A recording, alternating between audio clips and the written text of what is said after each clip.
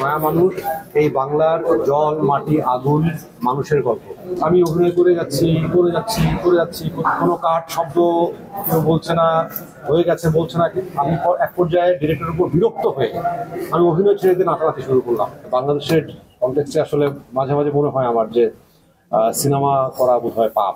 এটি খুবই ভয়াবহ, মানে এটি এখন ভাবলে আমার গা এখনই ছমছম করে যে এই কাজটা এতদিন ধরে এইভাবে আমরা কিভাবে করলাম। প্রথমত হচ্ছে যখন বয়াতি আমাকে ফোন করে বললো যে একটা চলচ্চিত্র করতে চাই, একটা সিনেমা বানাতে চাই, তারপর পছন্দে বসলাম।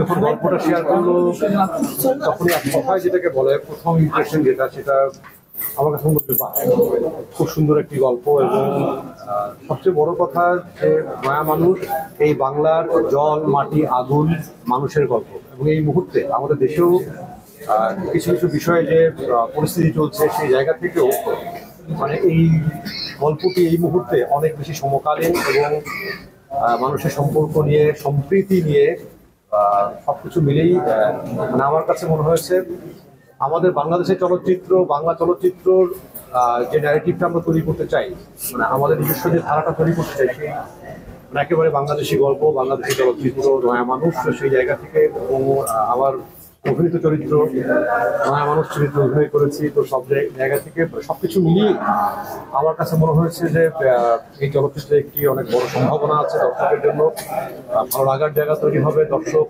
স্ক্রিনে দেখে আরাম পাবে, এটুকু আমি বিশ্বাস করেছি প্রথম থেকে এবং এখন পর্যন্ত। মানে ফাইনালি 6 তারিখ রিলিজ হবে আমাদের নয়া মানুষ। আমার বিশ্বাস দর্শক হতাশ হবে না। নয়া মানুষ আইলোরে শহরে একটা প্রমোশনাল গান করা হয়েছে, তো আমাদের বিহাইন্ড দ্য সিন যে ধরনের ঘটনাগুলো ঘটতো সেই সবগুলো নিয়ে গানটা করা হয়েছে। ওখানে আপনারা দেখবেন যে আমি বৈঠা নিয়ে নৌকার মাঝখানে নাচানাচি করছি। এটা কিন্তু মানে এটা একটা মজার ঘটনা আছে। আমাকে মাঝ নদীতে ছেড়ে দেওয়া হয়েছে নৌকা দিয়ে, ড্রোন দিয়ে শট দেওয়া হচ্ছে এবং গোপ্রো দিয়ে। 1 কিলোমিটারের মধ্যে কেউ নেই, আমি একা। আমি অভিনয় করে যাচ্ছি কোনো কাট শব্দ কেউ বলছে না, হয়ে গেছে বলছে না। আমি এক পর্যায়ে ডিরেক্টরের উপর বিরক্ত হয়ে আমি অভিনয় ছেড়ে দিয়ে নাচানাচি শুরু করলাম। মানে এই নাচানাচিটা আসলে মানে একটা রাগের বহিঃপ্রকাশ ডিরেক্টরের প্রতি, বয়াতির প্রতি। তো সেইটাকেই ওরা আবার এই প্রমোশনালে এটি খুবই ভয়াবহ, মানে এটি এখন ভাবলে আমার গা এখনই ছমছম করে যে এই কাজটা এতদিন ধরে এইভাবে আমরা কিভাবে করলাম। যেমন চাঁদপুর শহর থেকে আমাদেরকে 40 মিনিট সিএনজিতে করে যেতে হতো, তার মধ্যে 20 মিনিট আবার এমপ্রো রাস্তা, কাঁচা রাস্তা, মানে ব্যাক পেইন হয়ে যাতা অবস্থা হয়ে যায়। তো তারপর সিএনজি থেকে নেমে 10 মিনিট হেঁটে তারপরে ঘাটে আবার একটা ট্রলারে উঠতাম।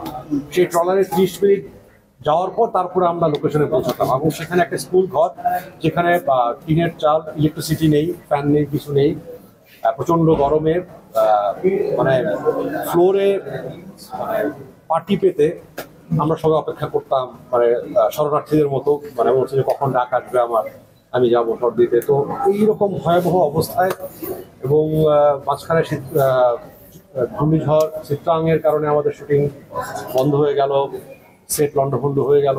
এবং এই ধরনের চলচ্চিত্রের ক্ষেত্রে যেটা হয় ইন্ডি ফিল্ম মেকিং এর ক্ষেত্রে, যে যথেষ্ট টাকা তো পাওয়া যায় না।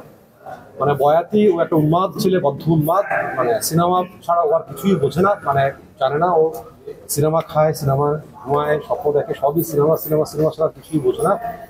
মানে এই উন্মাদনার কারণেই আসলে এই পর্যন্ত আসতে পেরেছে ছবিটা। মানে ওর কাছ থেকে টাকা নিয়ে, এর কাছ থেকে টাকা নিয়ে, ধার করে, কর্য করে, এরকম করে মানে নানান রকম প্রতিকূলতা পেরিয়ে মানে বাংলাদেশের কনটেক্সটে আসলে মাঝে মাঝে মনে হয় আমার যে সিনেমা করা বোধহয় পাপ। সংবাদ, ফিচার ও অনুষ্ঠানের জন্য ভিজিট করুন সংবাদ প্রকাশের ওয়েবসাইট এবং যুক্ত থাকুন ফেসবুক পেজ ও ইউটিউব চ্যানেলের সঙ্গে।